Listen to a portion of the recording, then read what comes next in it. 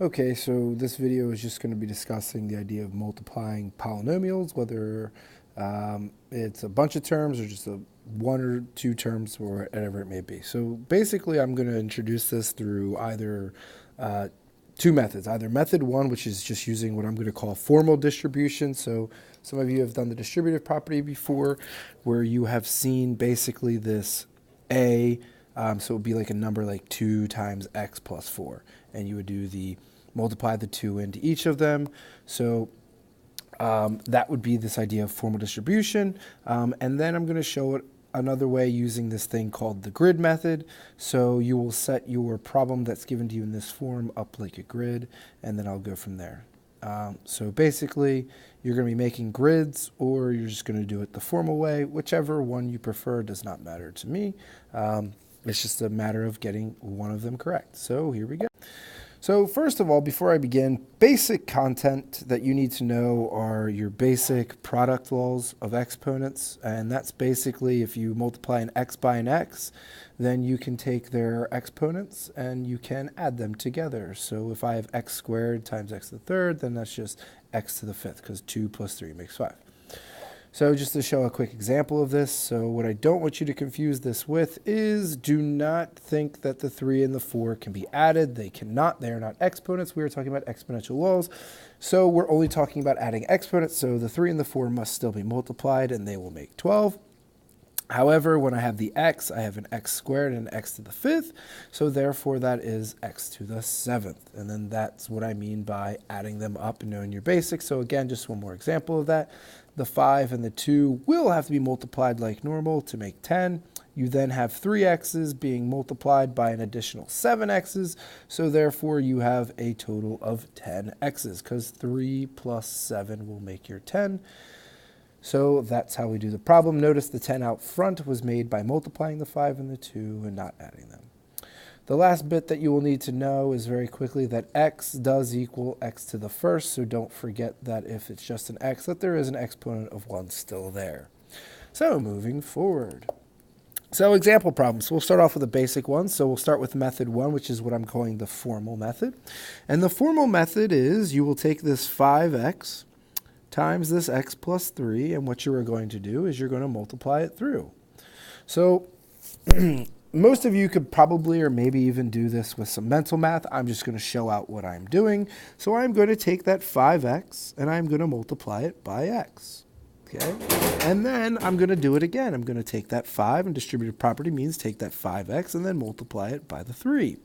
So what I have here is 5x times x. So this is what I was talking about just previously, that there is a 1 there, so I can add their exponents. So 5x times x is actually just 5x squared. And then I get plus, well, the 5 times the 3 will make a 15. The x doesn't have anything else, and I'm left with 15x. So my final answer is 5x squared plus 15x. Now, I do want to make very quick note that a common error is that people try to combine this, and they try to make this into 20x squared. I'm writing it in red because it's a no-no. You cannot do that.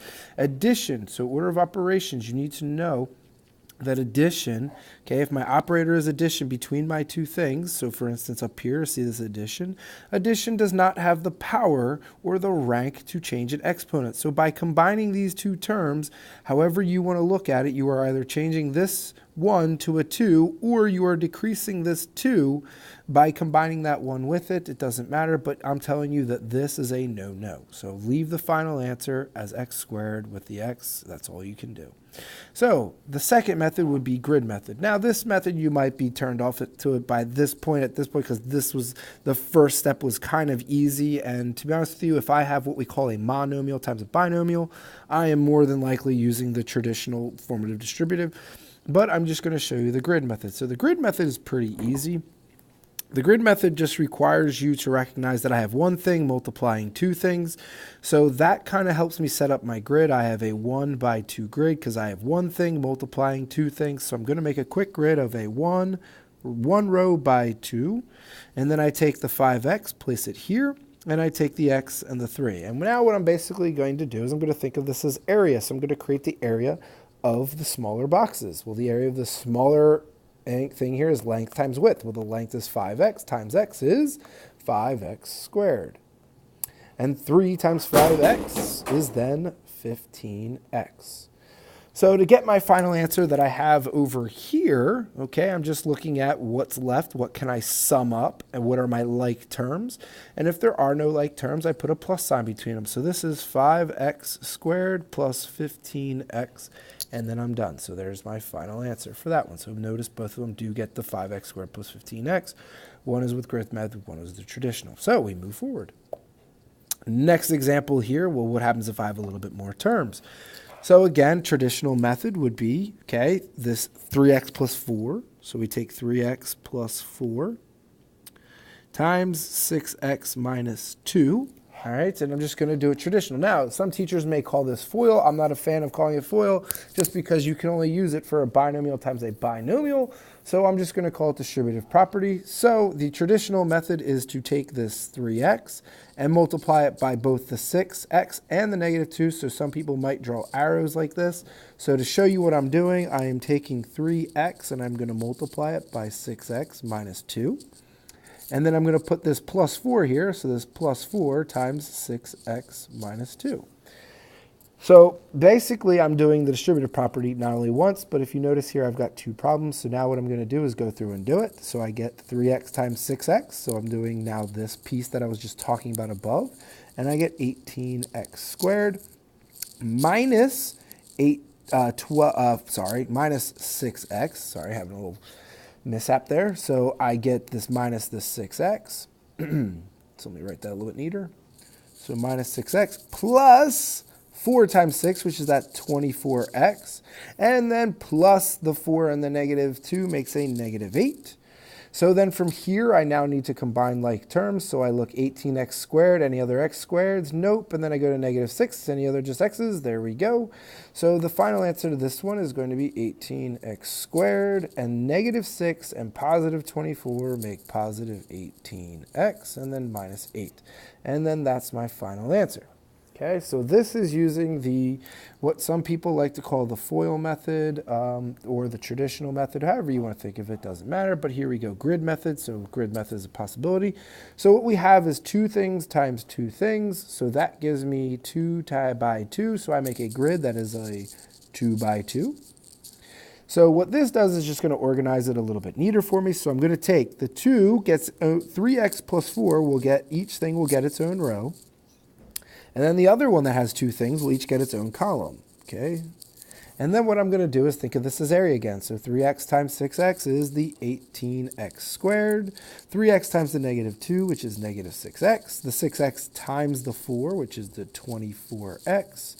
And then last but not least, this 4 times this negative 2 will produce this area, so I will get negative 8.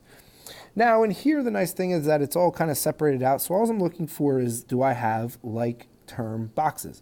So the 8x squared, if you know, 18x squared doesn't have a like term, so that's part of my final answer. So 18x squared. The next thing I'm going to look at, okay, negative 6x. Well, hey, 24x. The nice thing about this grid method, if you notice, these things are on a diagonal. So that makes a positive 18x. And then last but not least, I get negative 8. So there you go, grid method. So you get the same answer either way, whichever one you want. I don't think one is either more or less work, but there you go. All right, for example, well now, okay, I'm going to show this both ways. So anyhow, just to start this off, traditional method would be 2x minus 5. So I take that and I multiply it by 3x squared plus 2x minus 4. So essentially, I'm going to take this 2x and multiply it by this entire group. Okay, so some of you might start to draw arrows like this, and that's okay. I'm just going to draw it out for purposes. So I'm going to take that 2x, I'm going to multiply it by 3x squared plus 2x minus 4. I am then going to take this negative 5 and do the same thing. So minus 5 times this 3x squared plus 2x minus 4. So then I'm going to do my distributive properties. So here we go. So 2x times 3x squared. So again, when you are multiplying and you have different exponents, you must add them. So the 2 and the 3 still get multiplied like the normal. So you get 6. X to the first, x to the squared makes x to the third. Or x to the third. Sorry, I just wrote it 2. Okay, makes x to the third power. So then I do the next one, right? So on to the next one. So 2x times 2x is 2 times 2 is 4. X and x make an x squared. And then I get 2x times negative 4. So 2x times negative 4 is negative 8x. And then I move forward. I move on to the next one. So then I go negative 5. Now be careful. Don't forget that negative. Common mistake when you're using traditional method here. So I get negative 15x squared. Okay, the negative 5 times the 2x will make a negative 10x. And the last but not least, the negative times a negative will make this positive 20. Okay, so now I have to go through this information in this form like this and find, okay, do I have any like terms? 6x to the third. Nope, so it's 6x to the third. And then I go to my squares. Okay, 4x squared. Do I have any other x squareds? Well, I do. Just be careful again about the sign. Negative, so this is 4 and negative 15 make a negative 11x. And then I go over here again, so I got to look at now my x's. Well, negative 8 and negative 10, just be very careful again about your signs. Negative 8, negative 10 makes a negative 18x. And last but not least, I get plus 20. So that's the traditional method. Again, that's just, you're literally just distributing through. So if you notice, I'm breaking them out from the get-go in the first place, from there, and then moving forward. All right, so that again is the traditional method. All right, so we also have the grid method. So if you didn't like that method or if it wasn't sitting well with you, okay, so we're going to get rid of that from our screen for a second. Okay. Oop, sorry. And now we're going to do something with the grid method. So I'm just going to create a little bit of space. So grid method here, all right? The grid method would be I have 2 things and I'm going to be multiplying by 3 things. So I make a grid of a 2 by 3. So 2 rows, 3 columns, there we go. Now the first thing, each gets its own row, so 2x, negative 5.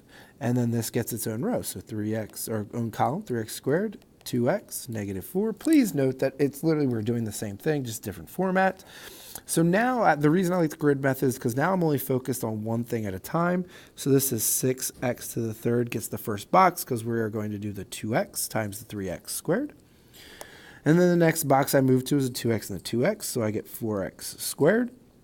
And then the last box I get 2 times negative 4, which is negative 8x.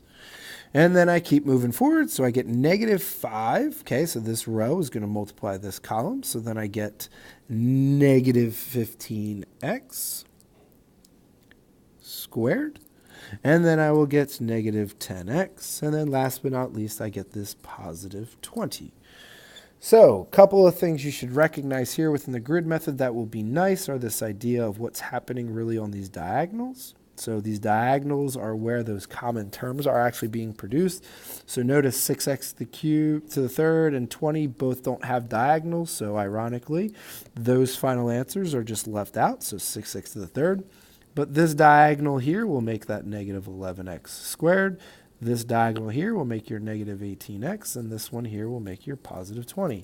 So again, this is multiplying, and then that right there is how you do it. So nice thing about grid method, again, is going to be those diagonals will pretty much be where your common terms are going to be if they do exist. And that's it. So that is how you multiply polynomials together. You could bump up the powers. It won't change the operation or anything like that.